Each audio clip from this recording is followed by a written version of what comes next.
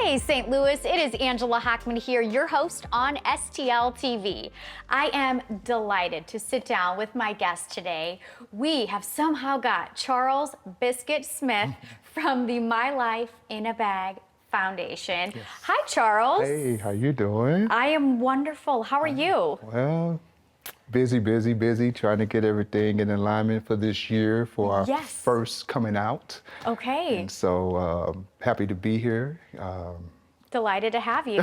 Can we just take a moment and I'd like to ask about your name. Okay. Biscuit, how did you get that nickname? Well, some years ago when I was young, to stay out of trouble, there was always a lot of concerts coming to St. Louis, and there used to be a place called the Old Arena, the Checkerdome. Oh, okay, yeah, sure. So I used to always go backstage and always wanted to meet the artist or something like that. And I came across a promoter, and the promoter saw I was interested, and he kind of took me on his wing. And every time they came to town, they always called me, so I was like the runner. But at that time, I got to meet certain managers and stuff like that, and some of those managers led up to some of the artists such as UTFO, Queen Latifah, Salt and Pepper, you know, LL Cool J. So, and meeting with them, I became real close to UTFO, and Kango at the time was the kind of the lead artist. And I became affiliated with this teen club called the Animal House. Okay. And I became one of the people that helped bring in talent. And so since I had connections with people such as these artists from New York or whatever, I used to call them and say, come here, come here, come here. And so they came. And so Kango, they used to take me out on tour with them. And they wanted somebody to be around them, you know, a big guy, you know, to help get the money from the promoters. You know, little things used to happen back then. Nobody really wanted to pay. So I was like, hey, they need their money. So anyway, we was on the bus one time and they decided to, everybody, you know, have fun, joking and everything. And I remember Kango calling me Biscuit. And then everybody laughing, but he said, no, it's a good biscuit. He said, I want to name him, and he spelled it B-I-Z-K-I-T-T. Biz was because I was always taking care of my business, and K-I-T-T was because I was always getting things done. So he put it together and he named me Biscuit. And then I accepted that name, and from, you know, they put me on back of the album covers saying thank you to St. Louis, you know, Biscuit, or to the Animal House Biscuit, and that's how the name grew. Oh my gosh, that is incredible. I've never heard a nickname like that, and what a great story. Yeah. So I'd love to talk. We have a lot of things to chat about today. Yeah. So what is your organization, My Life in a Bag? You are the founder and CEO. Yes, ma'am. My Life in a Bag is a very deep mission in my heart. And I spent a little bit over 15 years working in group home facilities and residential and dealing with youth and everything. And one of the things that when I first entered into it, I remember every time a kid come in from, it could be from a foster care place, things didn't work out, or they got pulled out of a home for safety reasons. But every time they came in, they had all their clothes and personal belongings in the trash bags, and black trash bags to be exact. So we would have to take their stuff out and count it so we knew what they had and make, you know, documentary of this is what they came in with and sometimes what they leave out with because they went to another facility. Right. But the funny part was we were taking it and putting it in bags even when they were going to better things, probably got adopted or whatever the case may have been. Yeah. We still were putting them in those trash bags. And something just kept bothering me about it, but at that time, it just never registered. Just something was in my stomach that just didn't feel right. Yeah, yeah. Then there was a couple of times where kids came home or came in from a visit and they'll drop their clothes right by the door because we have to check it to make sure they ain't got no weapons and whatever. And sometimes we get busy and we'll forget to go get it. And maybe another staff will tell the kid, hey, it's your time to take out the trash. Well, guess what? Their clothes and stuff got thrown away because it was in those bags.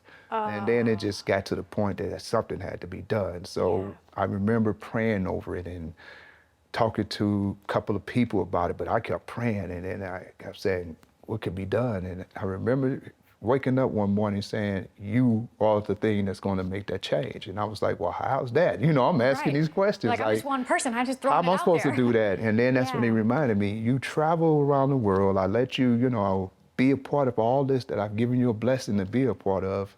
And it reminded me, I got all this luggage downstairs. So then I was able to start taking some of those carry bags, the little just overnight bags. Like duffel bags type And of I things. remember the one kid that was having major issues. Every time he got home, they would bring him right back. And I couldn't understand what was this problem. So I would try talking to him, doing everything I can, but it's hard to communicate when they don't want to let out. Yeah. So I remember he was going on his next visit, and he came and he asked me, will you help me pack? So he had a trash bag already.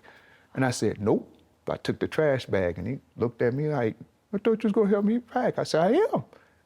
And I brought out the bag. He jumped for joy. And when he jumped, it was like, I kind of like felt something in my heart, like, okay, this is it. So I took it, opened up the bag, and we gently put his clothes in, and he was so excited to put his stuff in a bag. And then he started telling me stories. Yeah, my grandmama, she always went blah, blah, blah. Because apparently she used to put his stuff in bags, but he never knew what happened to it. Right. Because of the transition and stuff. Sure, So, that's hard. he went on that visit, and ever since then, he's never came back for us behavior-wise. When he came back, he finished the whole weekend. If he had a whole weekend, he finished it with no issues. And he started talking more. He started expressing how he felt. So it was just that little light that gave him the opportunity to say, either somebody care or this does mean somebody do see that I am somebody. I don't know. He never really transferred, really brung it out, but it was the first stage.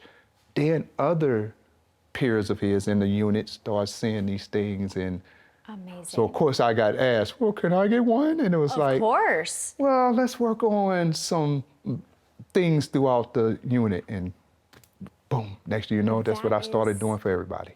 Amazing. And what you said, something clicked with him, it clicked with you. Yeah, it did. Oh, I saw this bag literally changed a life. Yeah. So like, what else can I do? Yeah. And when was that? When did you actually start My Life in a Bag? My Life in a Bag, basically, I would say in 2019, when I knew that it was something I had to do, I was getting a knee replacement with this knee.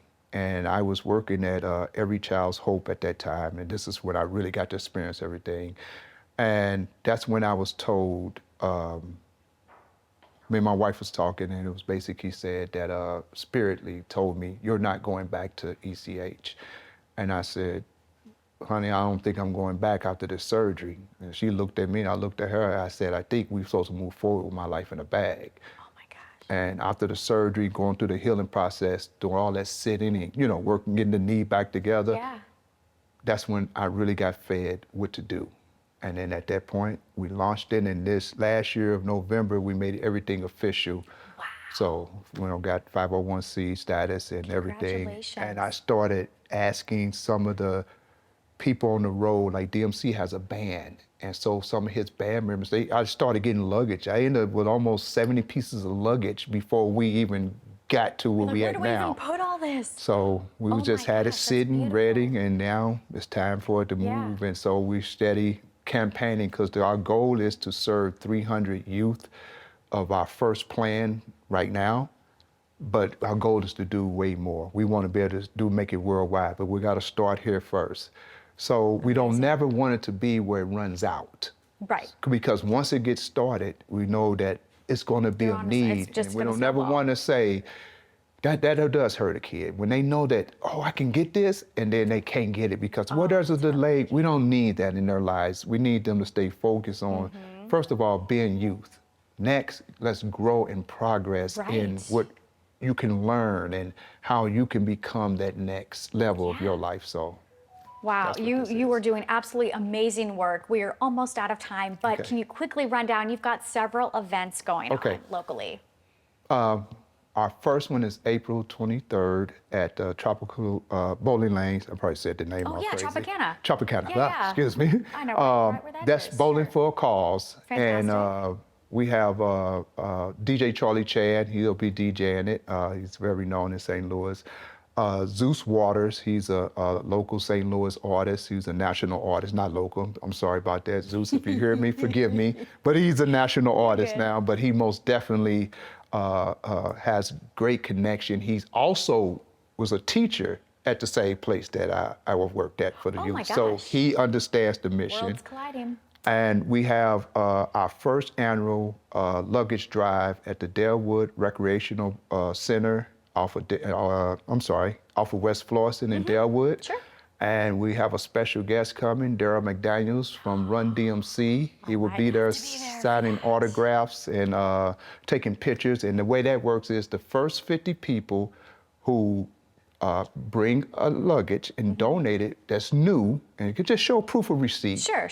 And or donate $50 or above, they get to have this picture and autographs with him and conversations. Incredible. What an amazing opportunity. You are doing so much beautiful work.